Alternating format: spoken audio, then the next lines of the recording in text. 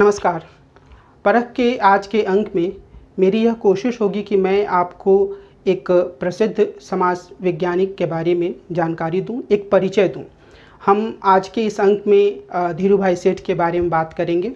अंग्रेजी में जब भी आप उनके पेपर्स पढ़ेंगे तो वो डीएल सेठ के नाम से होता है, जो कि उनके पूरे नाम को दर्शाता है संक्षिप्त रूप में, यानी कि धीरूभाई लाल सेठ। लेकिन अपने मित्रों के बीच में या हिंदी में जब भी उनका लेखन प्रकाशित हुआ तो वो धीरूभाई सेठ के रूप में हुआ।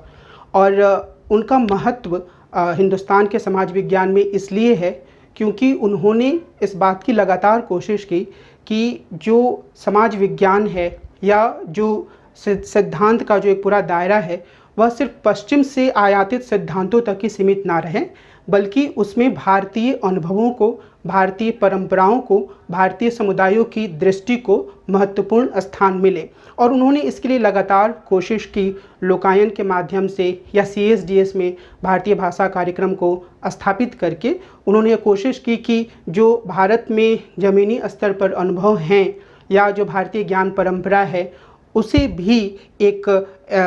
इस तरीके से तैयार किया जाए कि वह पश्चिम के अनुभवों से सीखते हुए अपना एक स्वायत्त सैद्धांतिक विकास कर सके या स्वायत्त सैद्धांतिक रूप में उसकी प्रस्तुति हो सके। अगर हम डीएल सेठ के जीवन की बात करें तो उनका जन्म 17 मार्च 1936 को बड़ौदा के बहादुरपुर गांव के एक वैश्य परिवार में हुआ था। बचपन में ही उनकी दिलचस्पी साहित्य में थी और वे साहित्यिक भाषा बरतना पसंद करते थे। बड़ौदा में उच्च शिक्षा प्राप्त करते समय उन्हें एम.एन. श्रीनिवासन और I.P. देसाई जैसे विद्वानों से समाजशास्त्र का सबक सीखने का मौका मिला। बड़ौदा विश्वविद्यालय में सक्रिय रेनेसा क्लब में उन्हें रजनी कोठारी, भिखू पारिक और रावजी भाई पटेल जैसे लोगों का सानिध्य मिला। धीरूभाई खुद यह मानते थे कि रेनेसा क्लब की सदस्यता ने उन्हें अपनी बौद्धिकता खोजने में मदद दी। यही उनका परिचय उदारतावादी दर्शन, गांधीवाद, मानवेंद्रनाथ राय के रेडिकल मानववाद आदि से हुआ। 60 के दशक के मध्य में वे रजनी कोठारी के निमंत्रण पर बड़ौदा की नौकरी छोड़कर विकासशील समाज अध्ययन पीठ यानी कि CSDS में चले आए। और अगर हम इनके प्रकाशित पुस्तकों पर ध्यान केंद्रित करें तो मुख्य तौर पर डीएल सेठ ने बहुत सारे निबंध लिखे, बहुत सारे महत्वपूर्ण आलेख लिखे और उनकी 2 जो पुस्तकें आईं वह उनके निबंधों के पर आधारित थीं। उनके पेपर्स के कलेक्शन के रूप में वो थीं और उन्हें अलग अलग लोगों ने संपादित किया। हिंदी में आप सत्ता और समाज पढ़ सकते हैं, जहाँ पर अभय कुमार दुबे ने इसे उनके लेखों को संपादित किया है। और जो बहुत खासियत है इस किताब की वह यह कि आप इस पुस्तक में धीरूभाई सेठ के साथ एक लंबी चर्चा को भी पा सकते हैं, जहाँ पर वो अलग अलग तरीके से मुद्दों पर बातचीत करते हैं। और यह बातचीत आपको भारतीय लोकतंत्र के पिछले 5-6 दशकों के विकास की एक यात्रा भी कराएगी। इसके अलावा पीटर डिसूजा ने 2018 में एक किताब संपादित की, at home with democracy, a theory of Indian politics. और इसमें पीटर डिसूजा ने उनके निबंधों को एक जगह संकलित किया, कुछ प्रमुख निबंधों को। इसके अलावा 1999 में उन्होंने गुरप्रीत महाजन के साथ एक पुस्तक संपादित की थी डीएल सेठ ने, जिसका शीर्षक है minority identities and the nation state. और इसके अलावा 1996 में the multiverse of democracy, essays in honour of Rajni Kothari, यह जो पुस्तक आई थी इसे उन्होंने आशीष नंदी के साथ संपादित किया था। अगर हम डीएल सेठ के प्रमुख योगदानों की बात करें तो मैं आपके सामने कुछ प्रमुख बिंदुओं में इन बातों को रखना चाहूँगा। मिसाल के तौर पर जो डीएल सेठ थे उन्होंने एक तो जो पश्चिम से एक पॉजिटिविज़्म की धारणा आई थी उसे अपने अनुभवों के आधार पर एक तरीके से प्रश्नांकित किया। और दूसरे स्तर पर उन्होंने लोकायन की स्थापना की, जो कि उनका एक प्रमुख योगदान माना जाता है। रजनी कोठारी के साथ वो लोकायन में जुड़े और उसमें उन्होंने देश भर के एक्टिविस्ट को इकट्ठा किया और वो एक सैद्धांतिक रूप से काफ़ी महत्वपूर्ण काम साबित हुआ, क्योंकि यहाँ पर जो अलग अलग तरीके के एक्टिविस्ट थे और जो सोशल साइंटिस्ट थे उनके बीच में संवाद हुआ, जिसके बारे में थोड़ी विस्तार से मैं आपको कुछ समय बाद बताऊंगा। इसके अलावा डीएल सेठ ने कई महत्वपूर्ण निबंध लिखे, जिसमें से एक निबंध जो है न्यू मिडिल क्लास के बारे में, उसके बारे में हम थोड़ी चर्चा कर सकते हैं। और आगे हिंदी के बारे में जो उनका विचार था, या फिर जो सेकुलरिज्म और नेशनलिज्म के बारे में वो एक आम विमर्श प्रचलित था वामपंथी दायरे में, उसको उन्होंने जिस आलोचनात्मक नज़रिए से देखा उसकी भी हम बात करेंगे। अगर हम पॉजिटिविज़्म की बात करें, जो कि आमतौर पर अनुभवों को या प्रत्यक्ष रूप से जो हम चीज़ें देखते हैं, वैल्यू फ्री स्टडी के रूप में जिसे प्रस्तुत किया जाता है, उस पर जोर देता है। यानी कि हमें खुद को, जो अध्ययन करने वाला व्यक्ति है, उसको जिस चीज़ का वो अध्ययन कर रहा है उससे खुद को दूर रखते हुए अपने अध्ययन को संचालित करना होता है, और उसे यह ध्यान देना होता है कि वो एक सुनिश्चित मेथड को फॉलो करे और उसके आधार पर अपने निष्कर्ष को प्रस्तुत करें। धीरूभाई सेठ को इस तरीके की पद्धति से खासी दिक्कत थी, और उन्हें यह लगता था कि इसमें जिस विषय का अध्ययन किया जा रहा है उस विषय से जुड़ा हुआ जो ज्ञान है वो सीधे तौर पर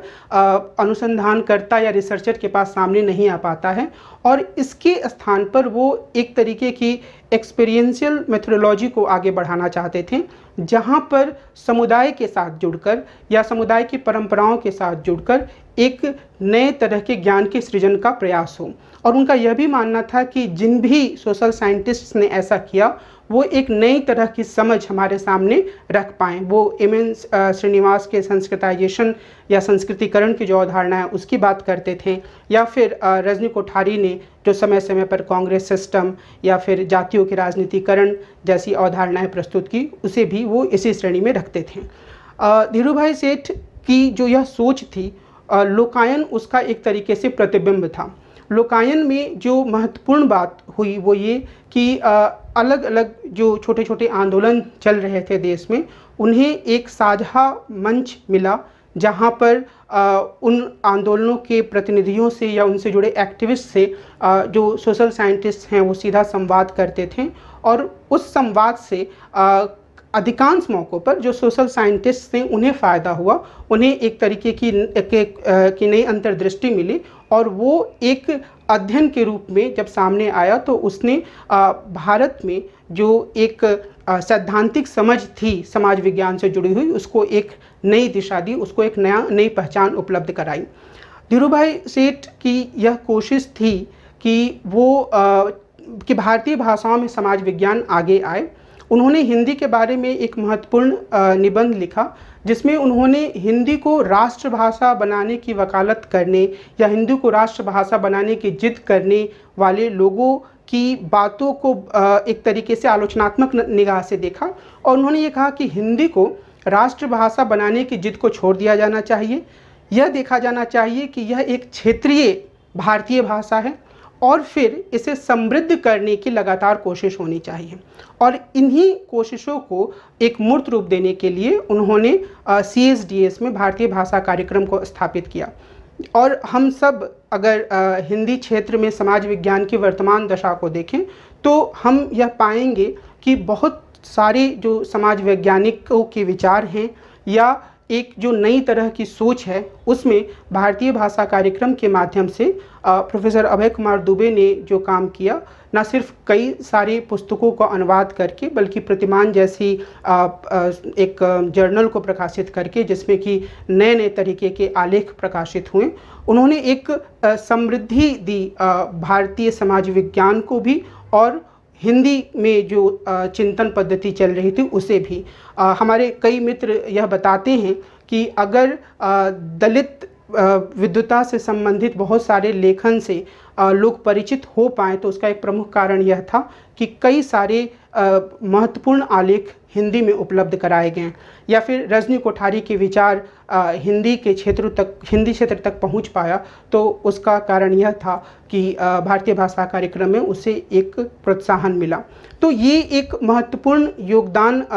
जो भारतीय भाषा कार्यक्रम ने दिया, उसकी आधारशिला रखने में धीरूभाई सेठ ने महत्वपूर्ण भूमिका निभाई। और उनका यह सूत्रीकरण बहुत ही महत्वपूर्ण है कि राष्ट्रभाषा के बजाय ज्ञान की भाषा के रूप में और दूसरों पर वर्चस्व स्थापित करने के बजाय अपने आप को समृद्ध करने पर हिंदी को ध्यान देना चाहिए, और जो अपने आप को हिंदी वाले कहते हैं उन्हें भी इसी दिशा में काम करना चाहिए। इसके अलावा धीरूभाई सेठ ने जिस चीज़ पर लगातार जोर दिया वह यह था कि वो आरक्षण नीति का समर्थन करते रहे, और उन्होंने उस समय भी आरक्षण नीति का समर्थन किया जब बहुत सारे समाज वैज्ञानिक अलग अलग कारणों से जाति आधारित आरक्षण को संदेह की निगाह से देखते थे। और लेकिन उन्होंने यानी धीरूभाई सेठ ने इस बात पर जोर दिया कि भारतीय परिस्थितियों को देखते हुए जाति के आधार पर आरक्षण दिया जाना अत्यंत आवश्यक है। धीरूभाई सेठ ने एक अवधारणा प्रस्तुत की न्यू मिडिल क्लास की, जिसमें उन्होंने यह बताने की कोशिश की कि अलग अलग कारणों से, यानी कि पश्चिमीकरण के कारण या संस्कृतिकरण के कारण और उससे भी ज़्यादा रिजर्वेशन पॉलिसी के कारण एक ऐसा नया मध्य वर्ग उभर कर सामने आ रहा है जिसके सदस्य अलग अलग जातियों के लोग हैं, और ये एक दूसरे के ज़्यादा करीब हैं बजाय इसके कि वो अपनी जाति के गरीब लोगों के या जो पिछड़े हैं संस्कृति के स्तर पर या जो ग्रामीण क्षेत्रों में रह रहे हैं उनकी तुलना में वो ज़्यादा समरूप हैं। और इस आधार पर उन्होंने कहा कि एक नए मध्य वर्ग का उदय हो रहा है। और इसे समझने के लिए मैं आपको एक उदाहरण दूंगा। मिसाल के तौर पर अगर हम यह कल्पना करें कि यूनिवर्सिटी प्रोफेसर्स का एक समूह है जो एक साथ रहता है, तो अगर हम डीएल सेठ के न्यू मिडिल क्लास के आर्गुमेंट को यहाँ इस्तेमाल करें तो इसका अर्थ यह होगा कि ये सारे जो प्रोफेसर्स हैं उनका रहन सहन, उनके विचार तकरीबन एक स्तर के होंगे, और वो रहन सहन या सोचने की जो एक सामर्थ्य है या जो सोचने का जो एक स्तर है वो उनके ही जाति के अन्य लोगों की तुलना में ज़्यादा एकरूप होगा। हालांकि इस पूरी अवधारणा की कई सीमाएं भी हैं, और बहुत सारे अध्ययनों से यह बात सामने आई है कि इस स्तर पर भी, यानी कि न्यू मिडिल क्लास के स्तर पर भी आइडेंटिटी खत्म नहीं होती है, बल्कि वो और ज़्यादा तीक्ष्ण रूप में सामने आती है, और कई बार वह जो दलित जातियों के लोग होते हैं या पिछड़ी जातियों के लोग होते हैं उनका अवमानना करती है या उनके अवमानना को बढ़ावा देती है। अब जो महत्वपूर्ण बात डीएल सेठ के बारे में हमें समझने की ज़रूरत है वो यह कि वे बने बनाए खांचे में सोचने वाले विद्वान नहीं थे, और उन्होंने अक्सर जैसे अभय कुमार दुबे मध्यमार्गी बुद्धिजीवी कहते हैं, जो कि कुछ बुनियादी चीज़ों पे सहमत हैं, सेकुलरिज्म पे या फिर सोशलिज्म और या कल्याणकारी राज्य की जो भूमिका है उसके बारे में, तो उनके बीच भी या कई बार वो राष्ट्रवाद को भी संदेह से देखते हैं। खासतौर पे वो राष्ट्रवाद जो कि बहुत ही उग्र रूप में सामने आता है, तो उसका विरोध करते हुए जो मध्यवर्गीय चिंतक हैं वो कई बार राष्ट्रवाद को बहुत ज़्यादा संदेह से देखने लगते हैं। तो धीरूभाई सेठ ने अक्सर अपने संवाद के माध्यम से, अपने आलेखों के माध्यम से इस तरह की प्रवृत्ति की आलोचना की। उन्होंने धर्म के आधार पर आरक्षण दिए जाने की आलोचना की। उन्होंने जो मध्यमार्गी बुद्धिजीवी हैं उनके द्वारा इस तरीके से सेकुलरिज्म की तरफदारी करने की आलोचना की जिससे जो बहुसंख्यकों का धर्म है वो अपने आप को उपेक्षित महसूस करने लगे। उन्होंने राष्ट्रवाद को कम महत्व देने की या उसकी ज़रूरत से ज़्यादा आलोचना करने को भी ठीक नहीं माना। कुल मिला के हमें यह समझने की ज़रूरत है कि जो डीएल सेठ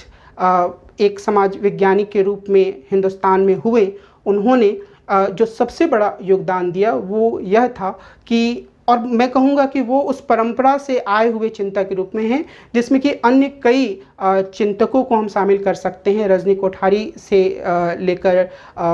आशीष नंदी तक, या फिर वर्तमान समय में भी अगर हम जो CSDS में लोग काम करते हैं उनमें बहुत सारे लोग इसी दिशा में काम करते हैं कि हमें पश्चिम के जो सिद्धांत हैं या पश्चिम के विद्वानों का जो लेखन है उसे जानना है, लेकिन उसे उठाकर अपने देश में रखना नहीं है, बल्कि हमें अपने देश और अपने समाज के अनुभवों के आधार पर सैद्धांतिकरण करना है।